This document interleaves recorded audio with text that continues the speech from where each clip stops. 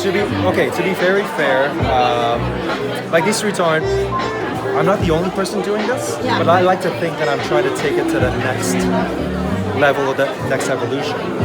But truly, the people that inspired me to make fruit to look like what they are is Heston Blumenthal, because he looks at the sensory satisfaction. It's how if something's yellow, you feel like you taste lemon. If you make it into a lemon shape, then you really taste the lemon. So I in the beginning I thought it was very gimmicky, but when you can take it to a really good level, making it look like the real thing actually accentuates the tasting experience. And it's a lot of fun to do as well. They're all individually hand sculpted, so everyone, it's almost like a masterpiece of a child art. So it's a lot of work, but I enjoy it so much. No kidding. How long does it take to make each one?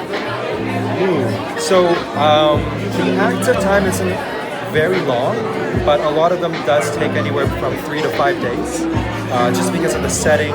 You want to make sure each process is done right.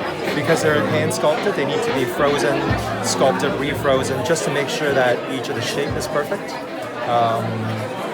So not a lot of active times, but definitely a lot of patience through the process.